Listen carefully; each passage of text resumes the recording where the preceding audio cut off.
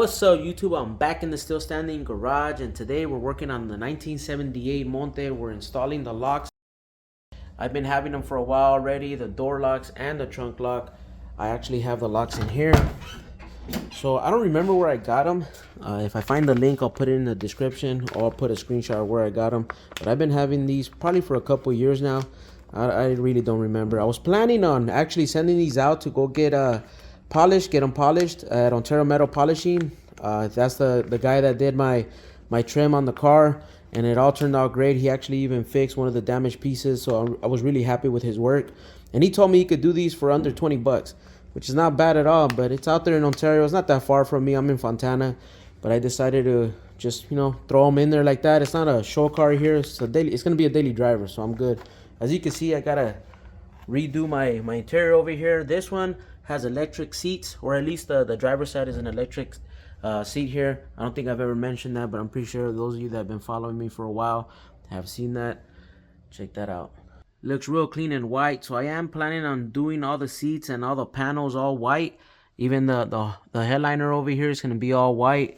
The only thing that's going to be a different color, I'm thinking, I'm not 100%, but I'm a little bit closer to making that decision of making the carpet black and then the whole dash all black. And like I said, everything else white. So door panels white, seats white, all the panels over there white. So we'll see how that turns out. I'm leaning more towards that combination of colors, so we'll see. I'm going to start with the passenger side. So this is my old lock for the passenger side. I do have to remove the pawl and put it on this one. So you do have to reuse these. In order to remove this, you have to remove this clip here. You got to lift that little tab right there. It goes inside of the hole. If you try to push it out, it won't come out. So you need a small screwdriver. You see how it gets stuck in the hole? So you got to kind of push it back. And the little gasket is already falling apart. So got to go in that hole with the little screwdriver, kind of bend it up. You could damage this clip because it does come with a new one. The kit comes with the new one, so let me see if I can get it out. Just got to lift it a little bit, just enough to clear the hole there. So let's see if it comes out now. There it is. Came out. Got to maneuver it.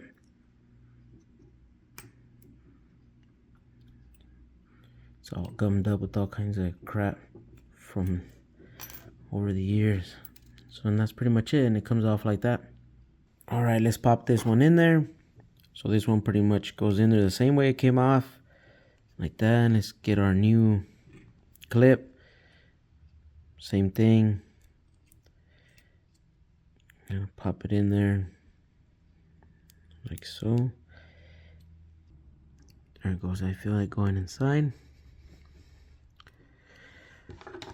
There it goes, it's going in there.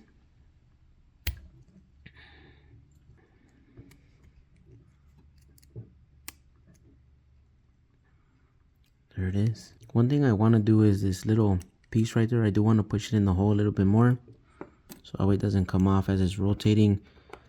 Any type of vibration or anything like that, that it doesn't start spinning and then the clip comes off. Let me see if I can get in there with this little screwdriver. Pop it with my other little screwdriver as a hammer. Just a couple of hits just to get it in there, hopefully.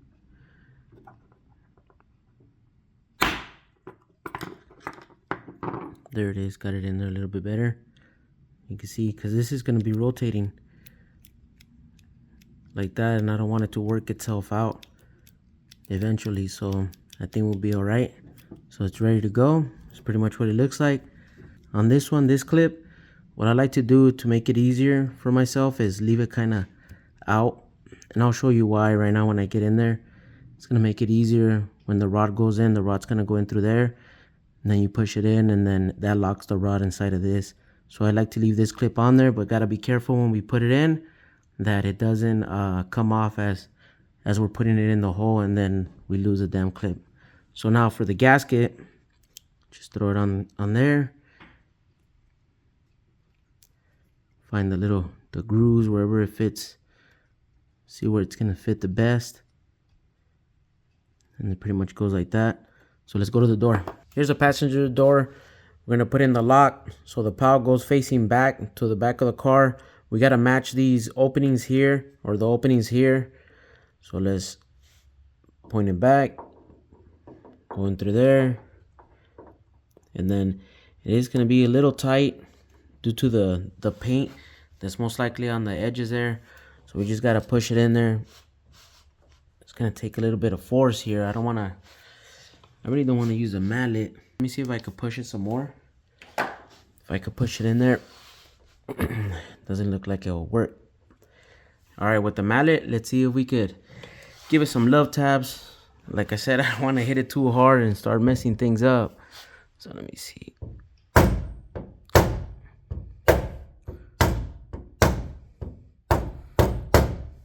Needs a little bit more on this side. There it goes. There it is. It's in there. No damage whatsoever. So let's go on the inside now. Here's the inside of the door here. See how snug that lock fit in there? I still have to put in the retaining clip for that lock. I'll show you that in a bit. But first, I want to put the rod inside of the hole and clip that in. So that rod right there goes inside that hole. I don't know if I could show you in this clip here where that hole is, but we talked about it earlier. So you see the clip that's in the back over there? I'm going to put the rod inside of there, and then that clip, I'm going to push it towards the front of the car, and it's going to lock in that rod in there from coming out. So let me do that real quick because I won't be able to record and show you because it's real tight now that this door has everything in it. The rod is clipped in, as you can see. It's ready to go. It took me a little bit longer than I was expecting. Now we got to move on to the retaining clip for the lock here.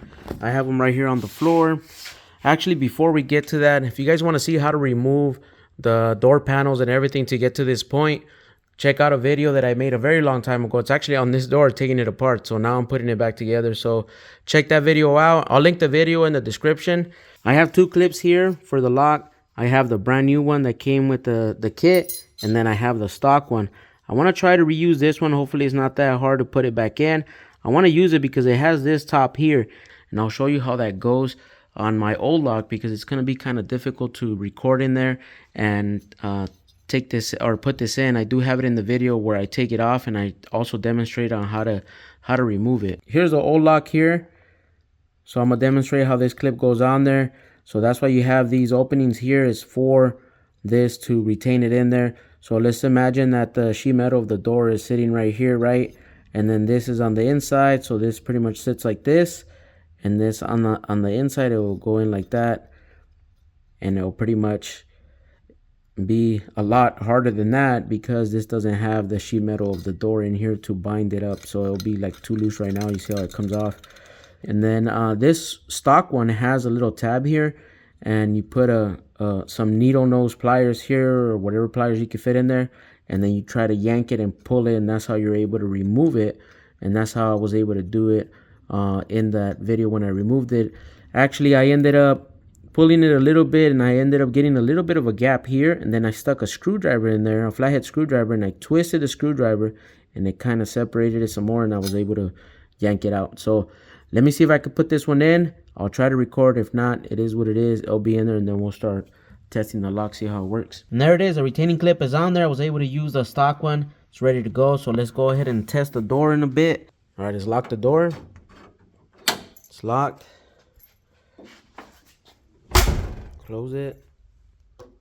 Whoa, upside down. What's going on over here? There it is.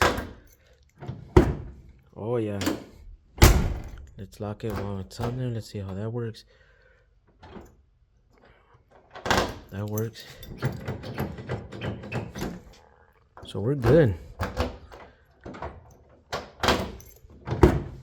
Nice. We're all set right here on the passenger door.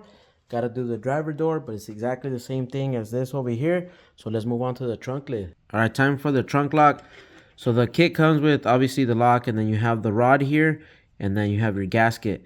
So now this end of the rod right here goes inside of the slot here, and there's only one way this could go. So you put this end here through there, and that's pretty much it. It's ready to go. Put on the gasket like so. Same thing, just find where it fits the best, and it's pretty much ready to go like that. So let's go put it on. All right, at the trunk lid over here, we have the same style of hole as the door.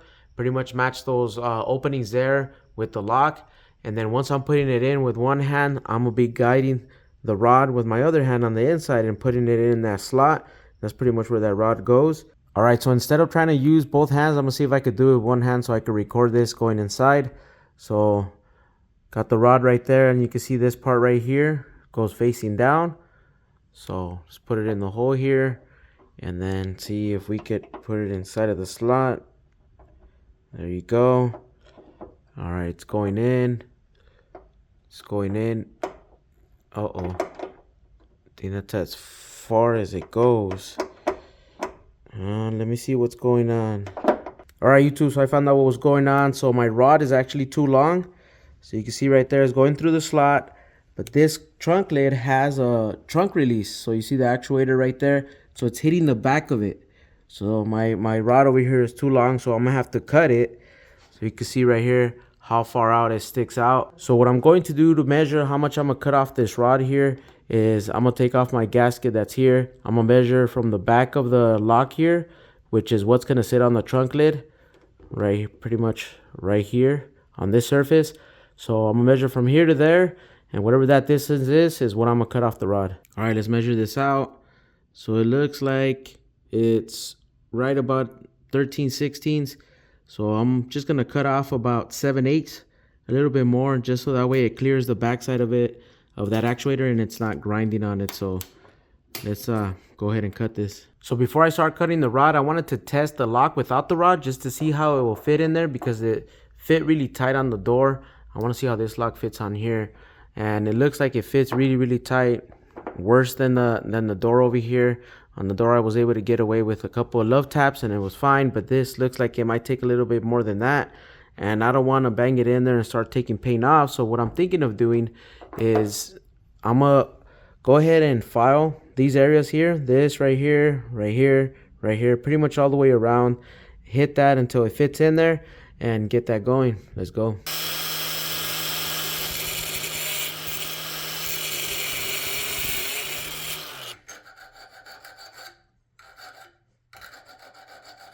All right, so I put some tape all around the areas that I don't want to scratch up. Then I also put tape right here. There's like a slot right here. I don't want any of these shavings to go inside of there and possibly mess up the lock. So all I'm doing is hitting it with the file and just trying to take off as much as I can, or not as much as I can, but enough to just make it fit in the hole there. So pretty much just keep hitting it all in those areas, and that's pretty much it. All right, got the rod cut. But now because it's short, I have to use both my hands. So I'm gonna guide it with my right, or actually my left, put it in with my right, then guide it into the slot over here.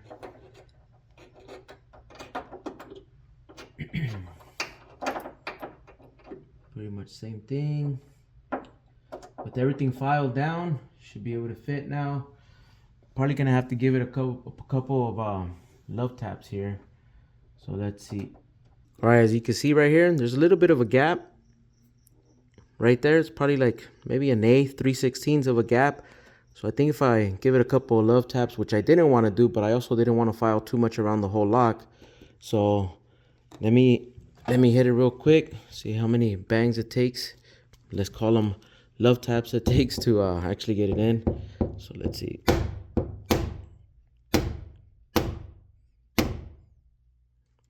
Check that out. It's almost there. Looks like it needs a couple more. I think I gotta hit it with my right hand over here. Let's try it out over here.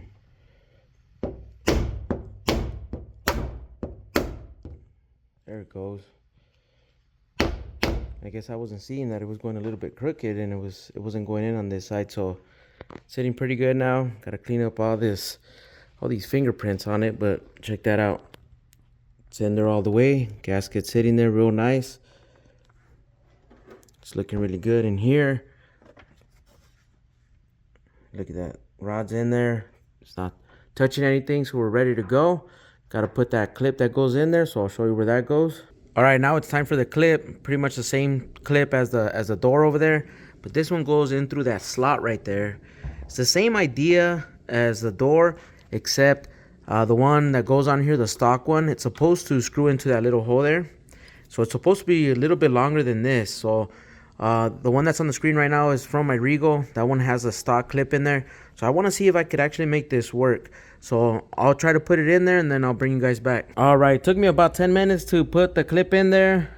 Sorry about the light. I'm trying to see if I can get a good view for you guys. You can barely see the clip there, but it's in there. It's holding on the lock. It's ready to go. All right, let's try out the lock. So this one does have a trunk release, so just in case it doesn't work and it locks me out, I could open it from the inside. Got the key right here. Throw that in there. And there it is. Ready to go. Now the only thing that I need to do for the trunk and the lock here is find the emblem here. I actually found it online on eBay. I saw it for 175 bucks. It's the exact replacement, so that's all I need to get to complete the trunk lid and the emblems. And there it is, YouTube. I just finished installing the door lock over here on the driver's side. It's looking really good too. One thing I do want to mention is that this set of locks came with 2 sets of keys, one set for the doors and then one set for the trunk lock. But what I didn't realize is that these keys are exactly the same, so I could get away with using one key for all 3 locks for the doors and the trunk.